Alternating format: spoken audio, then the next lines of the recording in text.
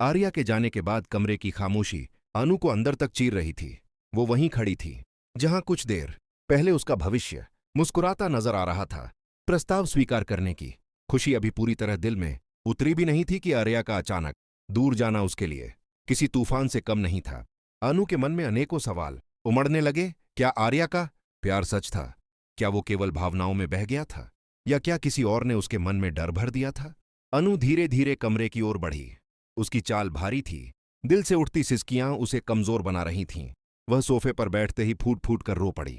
उसके आंसू उसके अपने ही दिल के टूटने की गवाही दे रहे थे। आर्या ऐसा कैसे कर सकता है? उसके मन में बार बार यही सवाल घूम रहा था। उसने खुद को संभालने की कोशिश की, लेकिन उसके हाथ कांप रहे थे। उसने आर्या के छोड़े हुए माहौल को महसूस किया, मानो अभी भी उसकी गर्माहट कमरे की हवा में बसी हो। दूसरी तरफ आर्या घर से दूर एक सुनसान पार्क की बेंच पर बैठा था। आसमान काला होने लगा था।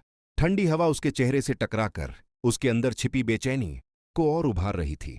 उसका मन एक युद्धभूमि बन चुका था। एक तरफ अनु के लिए बेशुमार प्यार, दूसरी तरफ वो डर जो उसे अंदर से खाए जा रहा था। मैं उसे खो नहीं सकता, लेकिन अगर मैं उसके पास रहूंगा तो वो खो जाएगी, आर्या ने खुद से कहा। उसके आंखों में भी किरणें नम हो चुकी थीं। किसी ने उसे रोते नहीं देखा था, लेकिन आज वो खुद अपनी मजबूरी का बंदी बन चुका था।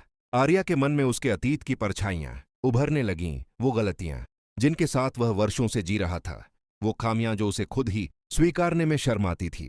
उसे लगता था कि अनु जैसी मासूम खुश दिल लड़की किसी ऐसे इंसान के साथ खुश नहीं रह सकती जो भीतर से टूटा हुआ हो।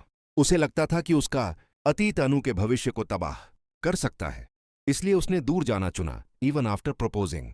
उधर अनु अब खुद को शांत करने की कोशिश कर रही थी। उसने आर्या के भेजे हुए पुराने संदेश खोले, उन लम्हों को महसूस किया जहां आर्या ने इशारों में, मुस्कानों में, छोटी छोटी बातों में अपना प्यार दिखाया था। ये सब झूठ नहीं हो सकता, उसने खुद से कहा। उसके दिल में एक दृढ़ विश्वास था कि आर्या ने उससे जो कहा था वो सच्चा था। फिर उसने उससे नजरें क्यों चुराईं? जवाब अभी भी धुंध में लिपटा हुआ था।